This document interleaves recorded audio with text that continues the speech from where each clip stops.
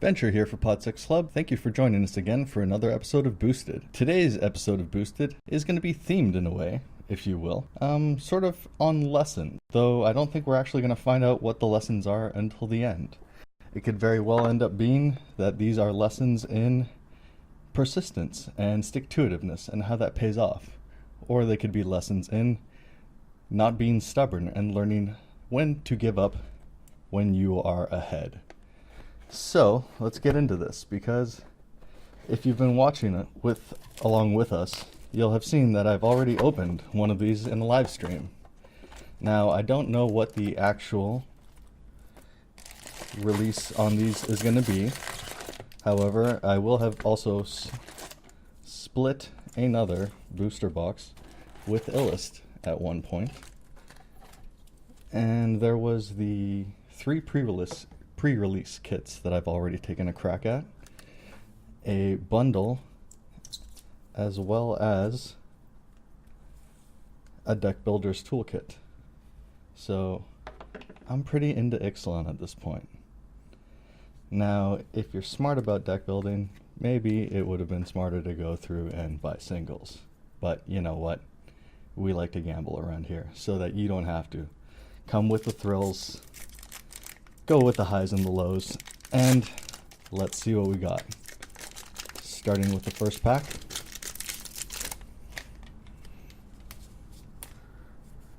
Commons, uncommons, uncommons. Ooh! Starting off with the Ripsaw Raptor. Not too bad. And let's hope that that keeps going, because actually I'm not entirely sure at what Mr. Ripsaw is sitting at right now. I know that he started off as a $10 card, but I think he's since dipped. And then we have a Revel in Riches. Revel, not the worst card. I've seen some pretty interesting decks built around that, but nonetheless, not a particularly high value one. So continuing on, 3 packs deep now, and the rare is, ooh, one that I'd actually been hoping to pull more of, a Legion's Landing flip card, flipping over into a Danto, the first fort. This one is great for those token decks. So maybe you have an idea of what I'm actually trying to build there. Another one that I've been looking forward to and hoping to open in this very box is a Vraska, because Vraska seems to be pretty nice for making tokens as well. However, I ended up getting a Sorceress Spyglass instead. Moving along. Oops. Not to knock the camera there. Excuse me.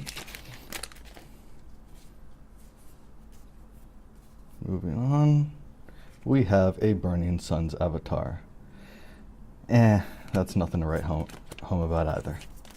Since I already have, I think at this point, 2 of the alternate art ones from buying booster boxes, and then one as I got as a time-stamped foil from the pre-release kit. Next is my, I believe, first mythic with Overflowing Insight. Take it for what you will. Continuing on.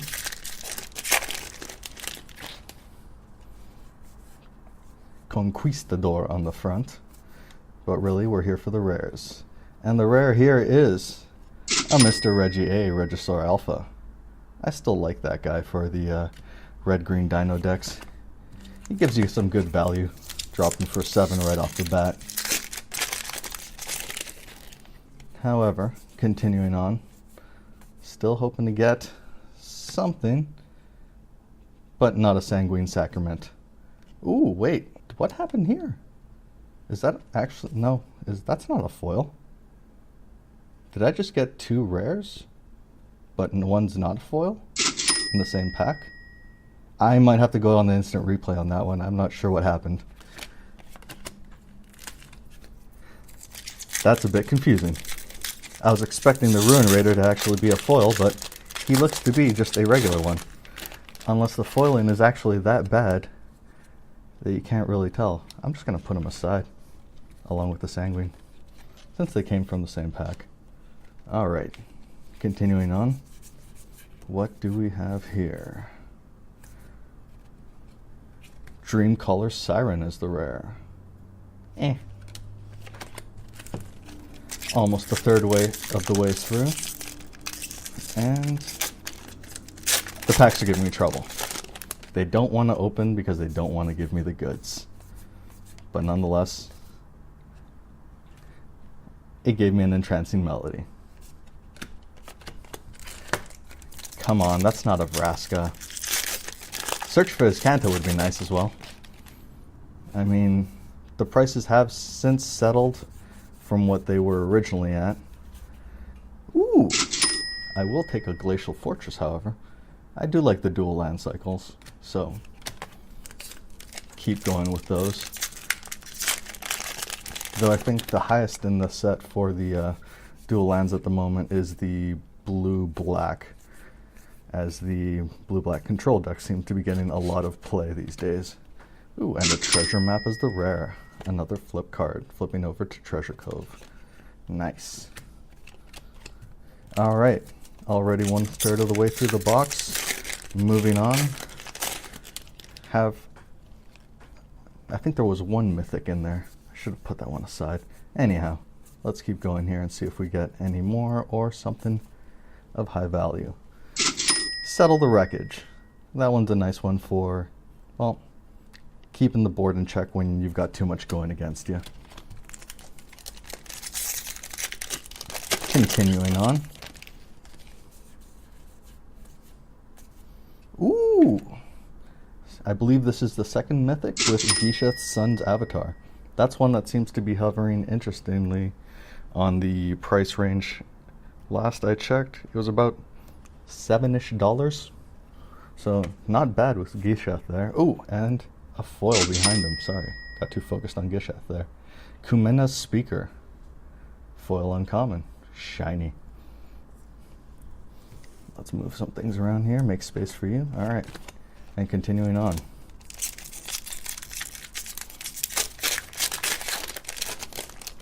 Moving on with the gambling here. What do we have? Ooh, not too bad either. Hostage Taker, which is sitting at about high $13. So that's one nice pull. I will take that, definitely. I think that's the second one that I've actually opened thus far out of everything that I've opened, so I will definitely take another one when the opportunity arises. However, next rare, a River's Rebuke. And I don't know what those ones are sitting at, but it doesn't seem to be much. So let's roll the dice and try again. What do we got here? Rare this time is an Old Growth Dryads. Moving on. Because I don't believe the Old Growth was really all that old money either. Next rare is the Goring Ceratops. A very shiny but very expensive white dino. As a lot of the dinos seem to be in terms of casting costs. There's not that many, well, save of course for Mr. Can't Touch the Thesaurus, Carnage Tyrant, who seems to be the top of the heap right now as the most expensive rare. Mythic actually in the set period. Next rare being, on this one however, Blood Crazed Paladin. Alright, but maybe I actually do end up getting the Carnage Tyrant in this box. That would be nice. However, nothing so extravagant so far. Continuing on though, next rare is a Daring Saboteur with a shiny, kind of, Raptor Hatchling right behind. Alright, almost 2/3 of the way through this box. And we'll keep going along and see what we get. Hopefully. Ooh! It's something decent, like a Growing Rites of Itlamok. Another flip that goes into Itlamok Cradle of the Sun. Started off as one of the more expensive rares in the set.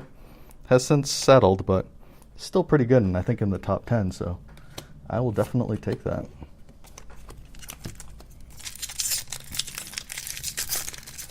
Continuing on.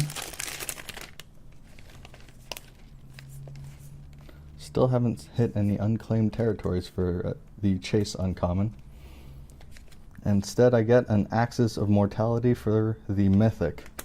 That's not one to write home about either. Would rather see a Planeswalker, but might not end up hitting one in this box. Regardless, almost 2/3 of the way through. And next rare is a Kopala Warden of Waves. And behind that, a kind of foiled, but not really Fire Cannon Blast. Excuse me, not Fire Blast Cannon, Fire Cannon Blast. But really, Kopala Warden of Waves. Anyway, marking the official 2/3 of the way through the box. What do we got? Waker of the Wilds as the rare. Alright, let's see what this last third ends up yielding us. Hopefully, more mythics. If I'm lucky, a foil mythic. But we'll see. Try not to get our hopes up. Starting off, however, with a Rootbound Crag. Continuing on with Dual Land Cycle. And next, let's see what we pull.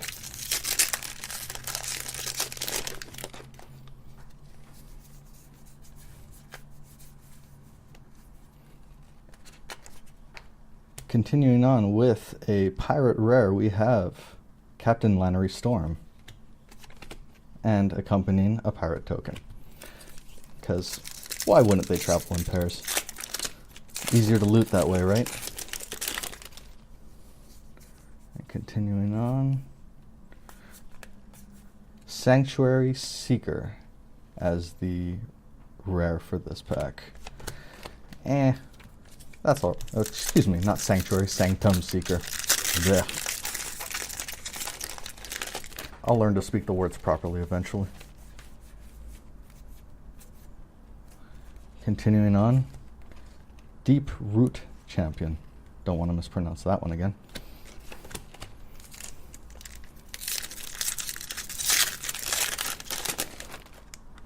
Getting pretty close here. Hopefully we hit another mythic. And instead we have Arcane Adaptation. So if you're running tribal, probably merfolk in that case. Make all your things some merfolks. Otherwise, But there seems to be a heavy importance, obviously, on tribal in this set. So here we have a Search for Azcanta. Still one of the nice flips to get out of this set, because she's sitting at about, what, $13, $14? Getting a lot of love in those control decks. So, always happy to see one of those. Maybe I'll get a second one in the next pack, but probably not. However, it is actually an Ashes of Abhorrent. Not a very valuable card, but I still like some of the interesting possibilities that you can get out of this one. So, we'll see if it ends up seeing play in any interesting decks, but that's probably going to have to be further down the line, as seems to be the metas for standard as at the moment are already set. Moving on, we have another flip card, Primal Amulet, flipping over into Primal Wellspring. On to the last 4 packs. What do we got?